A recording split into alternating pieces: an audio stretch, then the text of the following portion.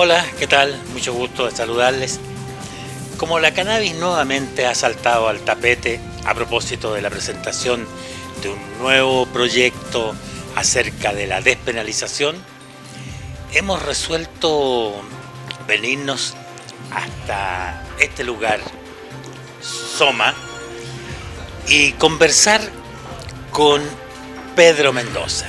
Este es un hombre que desde hace mucho tiempo ha venido bregando porque alcance un estatus la cannabis que hasta el momento no logra debido a esta montaña de prejuicios que subsisten aún en la sociedad chilena.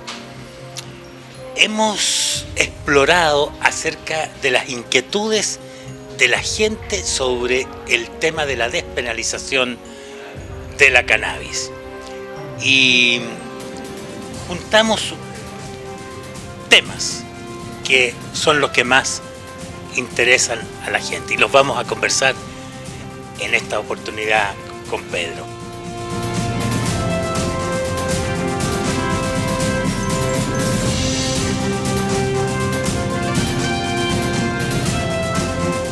Pedro, mucha gente se pregunta si es legítimo un consumo responsable en un adulto. El consumo de cualquier sustancia en Chile es lícito. El consumo de cualquier sustancia, tanto legal o ilegal, mientras sea personal, exclusivo y próximo en el tiempo. Ahora el problema que, tal como usted sabe, es de dónde uno puede abastecer el consumo que quiere realizar en la privacidad de su hogar y sin involucrar a terceras personas. Y ahí es donde tenemos este problema respecto del cultivo de cannabis que se arrastra desde el año 95. Como usted sabrá, hasta el año 1995 era legal cultivar cannabis siempre que no hubieran circunstancias que hicieran presumir una intención de traficar. Y con la entrada en vigencia de la ley 19.366 y que después se repite en la ley 20.000, se estableció todo este sistema de autorizaciones del servicio agrícola y ganadero que hasta la fecha ha sido absolutamente inoperante. Y naturalmente tú apuntabas muy bien a las contradicciones que existen en la legislación actual, ¿no? El consumo privado no puede merecer sanción según la ley, pero las personas, para poder acceder al producto, se ven forzadas a tener que vincularse con los que manejan el negocio al margen de la ley. Bien, y entonces otra gente se interroga acerca de si un menor de edad ve a un adulto consumir, ¿qué hará que él no quiera imitarlo?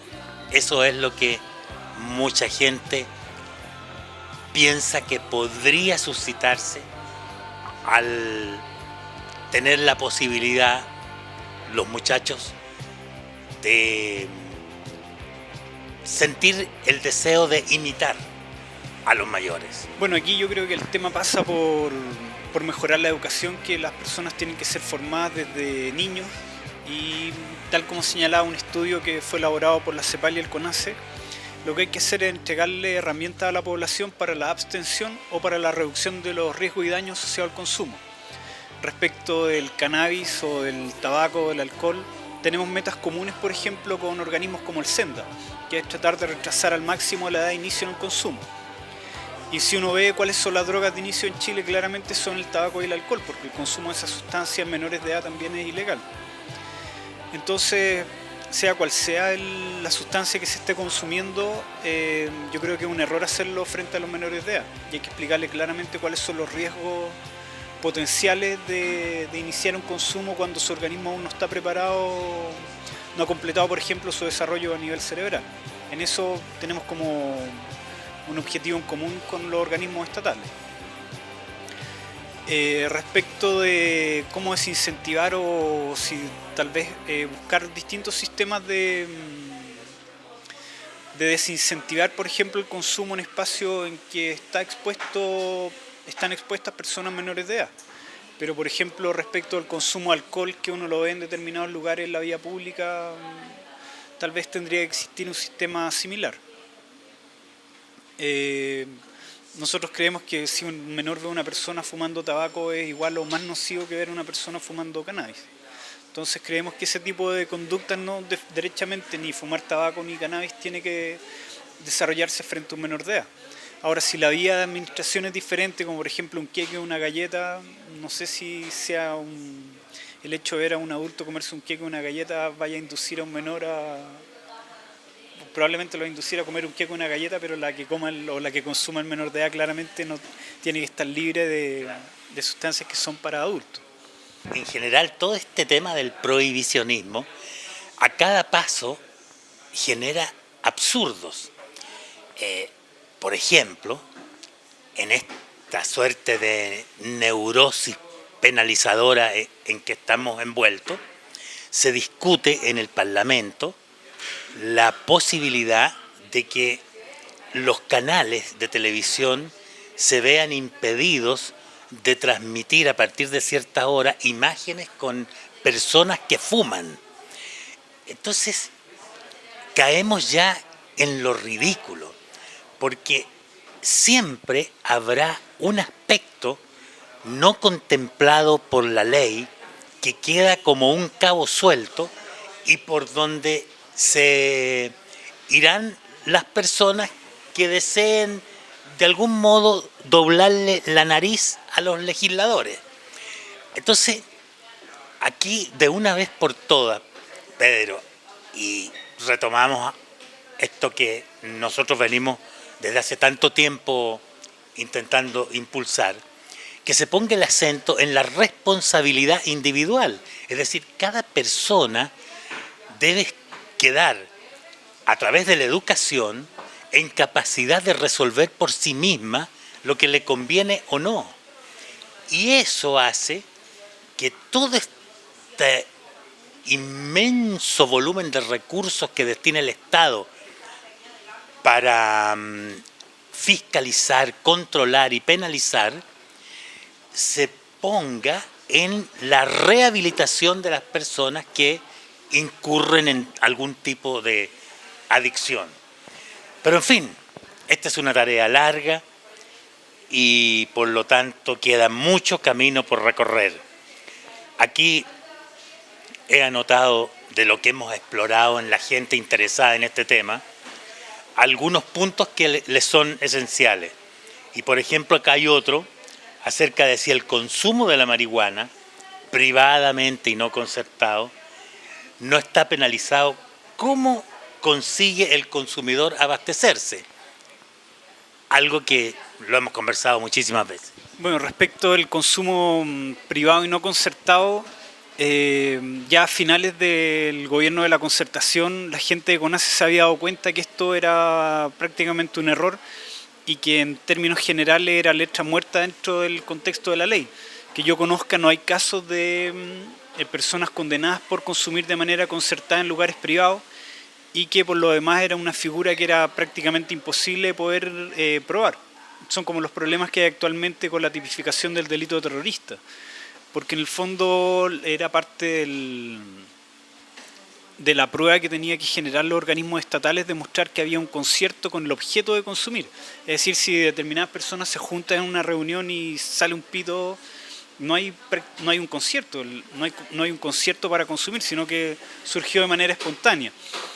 Ahora, el otro problema que surge ahí también es con que compartir entre adultos mayores de edad tampoco tendría que ser una conducta penalizada. Si uno ve, por ejemplo, cuáles son los bienes jurídicos que busca proteger nuestra legislación y lo compara, por ejemplo, con el delito del auxilio al suicidio, que es un delito calificado por el resultado y que en el fondo tiene que ocurrir la muerte de la persona a la cual uno quiere ayudar a suicidar o a que cometa suicidio, tiene la misma sanción que si yo le regalara a usted un pito y usted no se lo fuma. Es decir, yo recibiría la misma condena si ayudo a que usted termine con su vida o con el solo hecho que yo le regale un pito aunque usted a lo mejor no tenga ni siquiera un encendedor con que prenderlo. Entonces se ve dentro del contexto de la legislación que los marcos penales parten con sanciones que van mucho más allá incluso de delitos que protegen la vida. Y aquí lo que tratan de proteger son adultos que están tomando eventualmente decisiones informadas. Cuando usted consume un cigarro o consume alcohol, usted sabe que eventualmente eso le puede provocar determinados riesgos, pero es una decisión que uno asume como un mayor de edad informado. Sin embargo, en el actual marco legal, esa situación caería dentro del delito de microtráfico, por ejemplo, si lo que yo le ofreciera fuera regalarle un caño.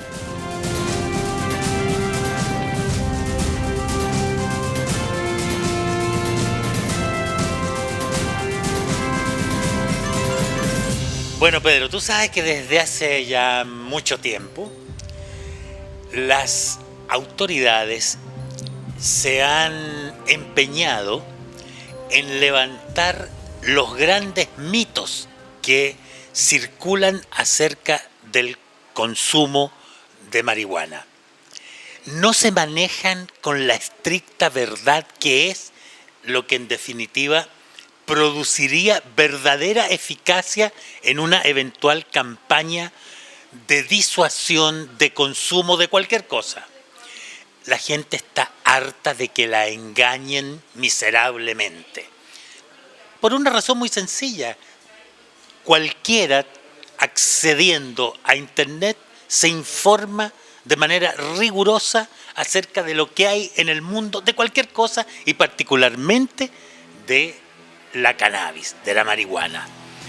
Entonces, te invito, Pedro, a que vayamos revisando algunos de los principales mitos que se manejan por gente ignorante acerca de el consumo de cannabis.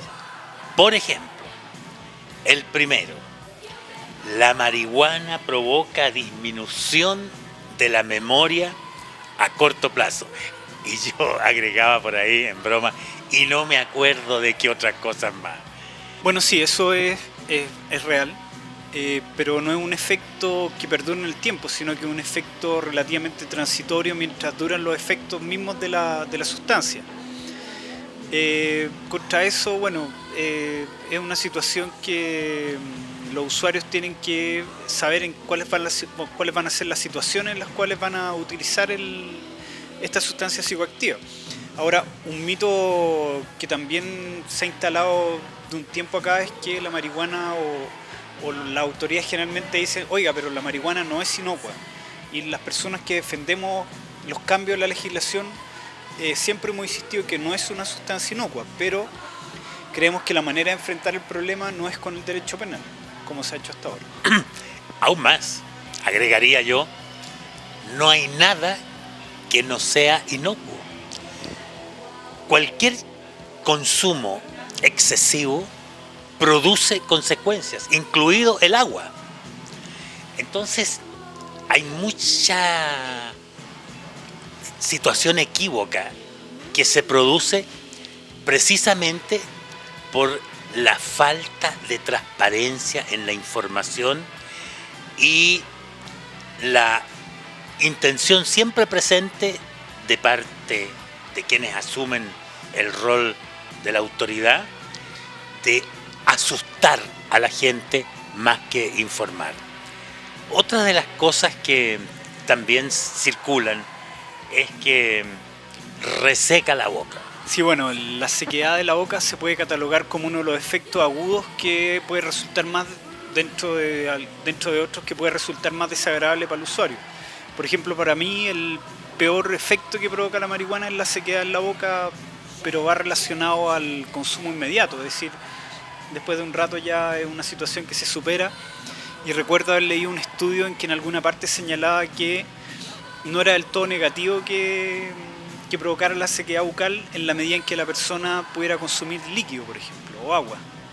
Siempre que no le dé por consumir alcohol, pero en la medida en que las personas aumenten el ingesto de agua o de fruta, un efecto que no necesariamente es negativo. Y también lo que circula mucho entre las personas interesadas en conocer acerca de este tema es que provoca alteración de la percepción y de las destrezas motrices.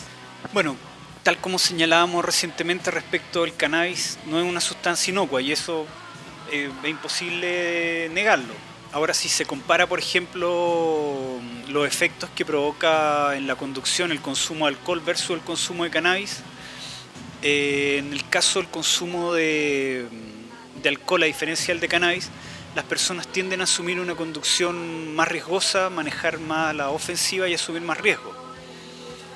Y en el caso del cannabis, las personas que eventualmente han conducido vehículos motorizados después de su ingesta tienden a estar conscientes de una disminución de sus capacidades y eso lo compensan con asumiendo menores riesgos. Es decir, son un efecto inverso si se compara, por ejemplo, con el alcohol. En el caso del alcohol las personas creen que curado manejan mejor. En el caso del cannabis las personas tienden a asumir menos riesgo y a estar conscientes de que hay cierto detrimento en su capacidad de conducción. Por eso, al igual que muchos otros medicamentos, no se recomienda utilizarla por personas que necesitan realizar labores que requieran máxima concentración o máxima destreza para estar en toda su capacidad, en todos sus cabales. Lo otro también que naturalmente nos llega como inquietud es que provoca el enrojecimiento de los ojos. Y a este respecto, los conejos no es que sean adictos, sino que tienen una pigmentación natural que les hace, digamos, parecer consumidores excesivos. Bueno, el rojo del ojo no es necesariamente un efecto negativo. Es sabido y de hecho los primeros casos de uso medicinal de cannabis que se dieron en Estados Unidos era con la finalidad de que las personas la utilizaran para impedir el desarrollo o el avance del glaucoma. La cannabis, al disminuir la presión intraocular, hace que se contraigan un poco los vasos y por eso se notan los ojos un poco más rojos. Ahora yo creo que ahí depende de las preferencias de cada uno o de las necesidades sociales que tenga. Pero por lo general yo prefiero quedarme con los ojos rojos y no recurrir a las clásicas gotitas. Bueno, Pedro, como este es un espacio que pretende ilustrar de manera honesta y sin prejuicios, hemos intentado rigurosamente extraer de la gente interesada en el tema todas las posibles inquietudes, reservas y suspicacias que les despierta el consumo de marihuana o cannabis.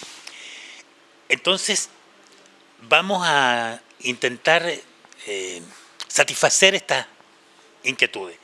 Yo aquí agruparía en una sola pregunta a lo menos 3 o 4 de estas características que se le atribuye al consumo de la cannabis como efecto, digamos: relajación, somnolencia, euforia leve y aumento del apetito. Bueno, estos se podrían catalogar como los efectos que en el caso de la euforia leve son los efectos buscados por los usuarios. Ahora otros usuarios también la buscan por los efectos de la somnolencia porque ayuda a dormir sin ocupar otro tipo de sustancias como las benzodiazepinas, que son comprobadamente tienen una capacidad de generar dependencia. Y en el caso del aumento del apetito también es utilizado por aquellas personas que están sometidas a algún tratamiento de quimioterapia o ya están con alguna otra enfermedad avanzada, que ayuda a mejorar el apetito mismo y la ingesta de alimentos, por ejemplo en las personas que ya están con síndrome de inmunodeficiencia adquirida avanzado, ayuda a mejorar la ingesta calórica. Respecto del apetito, son como extraños la manera en que funciona el cannabis, pero está comprobadamente demostrado que dan más ganas de comer. Ahora, para algunas personas eso también puede ser un efecto negativo. Hay muchas personas que les molesta el hecho de que les genere apetito, o también a otras personas les molesta el hecho de que les genere somnolencia. Pero por eso ahí, y yo creo que es algo que con el tiempo se va a ir aclarando más, hay distintas variedades de cannabis que van generando estos distintos efectos. Por ejemplo, una cannabis con mayor presencia de la variedad índica generalmente va a ocasionar mayor somnolencia. Una cannabis que tenga un mayor contenido de cannabis sativa pura probablemente va a generar la euforia. Y así los compuestos van interactuando, que son los distintos cannabinoles, y por lo tanto, si existiera una mayor regulación, los usuarios podrían saber cuál es la que les va a servir para lo que ellos estén buscando. Si quieren dormir, probablemente sea una variedad índica; si quieren estar más activos, probablemente sea una variedad con mayor presencia de cannabis de la variedad sativa. Otra cosa que yo creo sería útil a lo menos mencionar en esta conversación es que la marihuana, curiosamente, y ya desde hace muchos años, sufre una suerte de conspiración de intereses. Porque si alguien se ocupase de hacer de manera honesta una escala de 1 a 10 respecto de las sustancias de mayor peligrosidad para la vida humana y la salud, naturalmente que el alcohol y el tabaco van a figurar con una nota muy alta, porque ocasionan problemas hasta ahora imposibles de controlar en todas las sociedades: muertes, enfermedades, etc. La cannabis saldría airosa de todas las comparaciones posibles respecto de drogas que están muy difundidas, pero que están apoyadas en intereses económicos muy poderosos y son irremovibles de la oferta, digamos, de mercado. Entonces, bueno, estos espacios sirven para ir de algún modo luchando contra los prejuicios que subsisten en la sociedad, y de lo que se trata es ilustrar bien a las personas, pero con una información y datos fidedignos. Por eso que redondeamos acá con una aseveración que permanentemente se está haciendo de parte de todas las autoridades, y ahora último hemos escuchado de boca del propio presidente de la República, cuando dicen que el consumo de marihuana es la puerta de entrada a otras drogas más duras, más peligrosas, más fuertes. Sí, yo creo que ese es el argumento que más se reitera por parte de las autoridades, pero aquí yo quisiera hacer un paréntesis y reconocer la labor que ha desempeñado doña Francisca Florenzano en el servicio, en el Senda, que es el ex-CONACE, y que en una entrevista que le hicimos en Cáñamo ella dejó en claro que las estadísticas y todos los antecedentes que han recopilado los distintos gobiernos demuestran que el cannabis no es la droga de inicio. Entonces, una persona con conocimientos técnicos y encargada del control y la prevención reconoce en nuestra publicación que ese no pasa de ser un mito. Sin embargo, vemos que por parte del ministro de Salud y por parte del presidente Piñera es un argumento que se repite y que ya, no sé, ya llega a dar un poco de risa. Claro, y ahí hay una cosa, Pedro, que esto que acabas de decir tú es muy importante, porque revela que en las altas esferas de los gobiernos en general existe el propósito de perseverar en los mitos, no entregar la verdad a la gente. Y acá ya se pone, pero palmariamente de manifiesto, que esto es así porque la persona técnica especializada que se encarga de la dependencia, que se ocupa del tema de las drogas, hace una afirmación como la que tú señalas, muy importante, en el sentido de que no es la droga de inicio.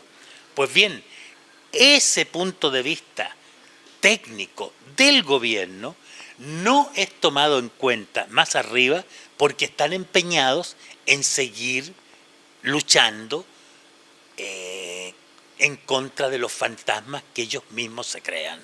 Bueno, la ley 20.000 dentro de su artículo establece que el Servicio de Salud tiene que hacer un protocolo de análisis y uniforme y peligrosidad de las sustancias que se incautan. Respecto del cannabis, hay un mismo informe de peligrosidad que se hace y que se ha ocupado hasta ahora desde el año 2005 a la fecha. Hay miles y miles y miles en que se reproduce el mismo documento y que claramente señala que esto de que sea la puerta de entrada al consumo de otras drogas claramente es producto del sistema de prohibición que hay, que no es una consecuencia inherente al consumo de drogas, sino que es básicamente por la situación de prohibición que existe en que el usuario se ha expuesto a vincularse con personas que también manejan el control de otro tipo de sustancias. ¿Qué se nos viene en materia legislativa? Y particularmente, yo diría, en lo que cabe esperar de parte de la ciudadanía en cuanto a mayor comprensión del tema y compromiso en la lucha por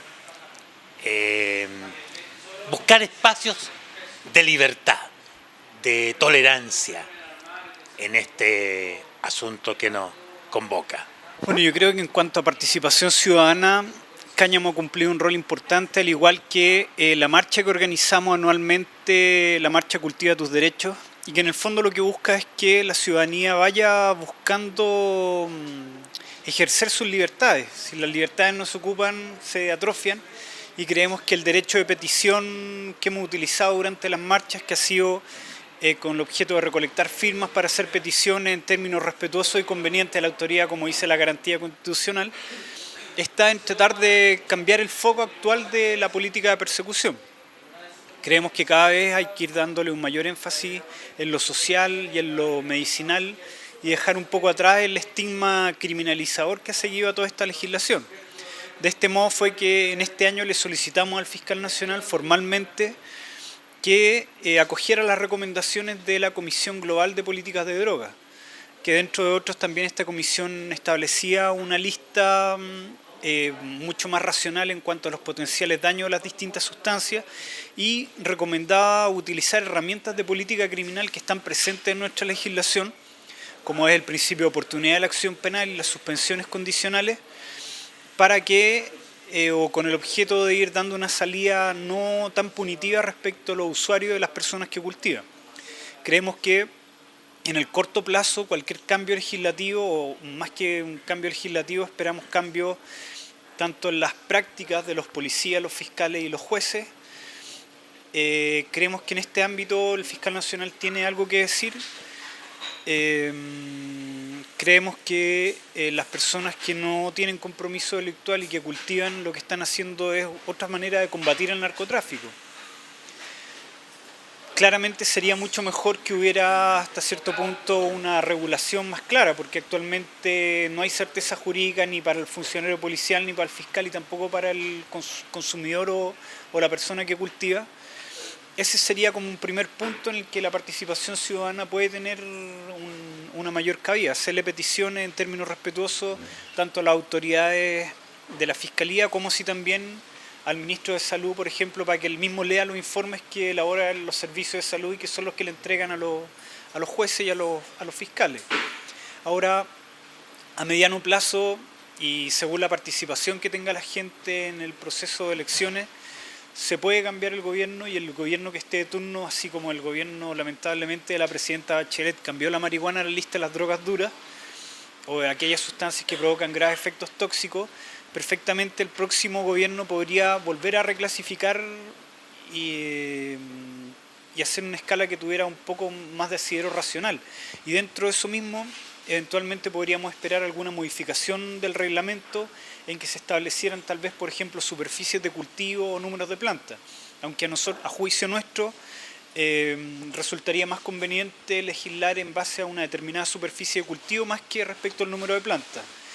Y en último término creemos que por el hecho mismo de toda la discusión que requiere, el cambio a nivel legislativo va a tardar un poco más, pero en la medida en que el padrón electoral se abre mucho más, creemos que el mismo proyecto que presentó usted, que es muy similar al que presentaron los senadores Rossi y Lagos, va a ganar mucho terreno y que en el fondo cualquier discusión que se logre puede en definitiva incidir en las prácticas o puede incidir en un cambio de las normas reglamentarias. Bueno, y así estamos poniéndole término a este espacio que el día de hoy lo hemos dedicado a debatir lo más en profundidad que se puede con Pedro Mendoza. Pero antes, déjenme expresarles que yo siento sana envidia respecto de nuestros hermanos uruguayos. Ellos tienen un presidente con coraje que está produciendo un debate a nivel mundial acerca del nuevo trato que hoy las realidades exigen respecto de la cannabis.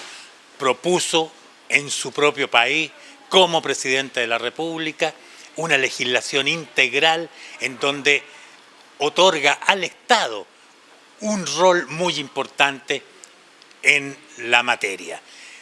Lleva la discusión a los foros internacionales y él es un convencido, como nosotros, de que la actual política de drogas no hará sino hacernos recorrer el trágico camino de países como México, que hoy se hunden en el marasmo más absoluto, en la tragedia de miles de personas que mueren asesinadas por los enfrentamientos entre las mafias, por el poder que han desarrollado los carteles referidos a la justicia, a la policía, a la política.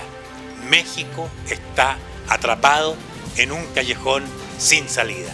Nosotros no queremos eso para Chile. Gracias y hasta el próximo capítulo.